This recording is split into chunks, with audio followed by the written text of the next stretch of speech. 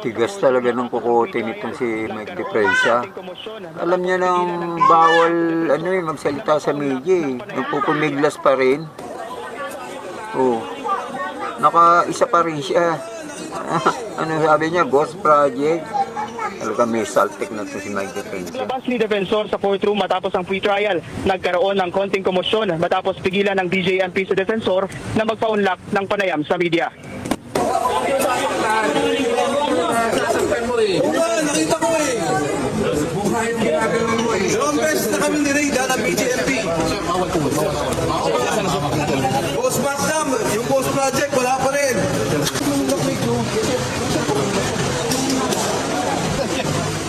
Huwag daw manulak ko ako yan. Kakalad ka rin kita eh.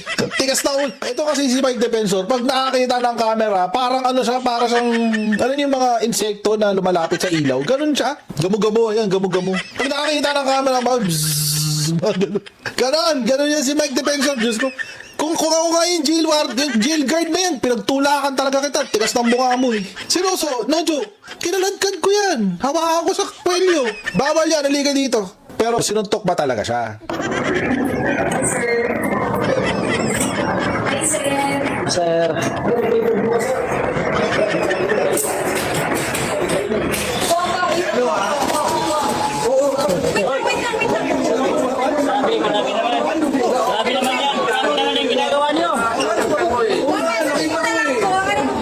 Oh. Nakita niyo ba sinuntok? Hindi siya sinuntok. Humawi. Hawi boy siya eh. Hawi boy itong si jail guard eh. Hinawi niya yung paglapit. Pinigilan niya yung paglapit ni Mike Defensor sa press. Kasi mga kababayan, he should not be doing it. Tingnan niyo mga kababayan, naunang naglakad yung mga dalawa pa niyang kasama. Yung dalawang nag-donate din kay Marcoleta. Nauna pang maglakad si Marcoleta sa kanya. Nagkomento ba? Hindi. Bakit? Kasi it's not allowed.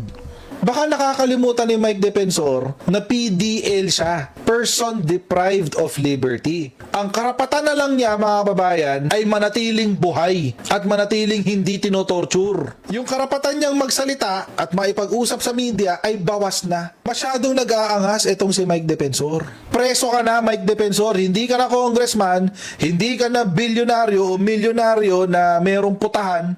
Ikaw ay preso. Huwag ka nang mag-angas. Hindi na uubra ang angas mo. Siniko pa niya yung siniko pa niya yung jail guard eh. Nakita niyo kanina? Siniko niya eh. Huwag mo ko itulak. Gumanon pa siya. Alam niya, kung ako yun, mga kababayan, hawakan ko pa siya sa batok. Tumiretso ka dun. Migil ka.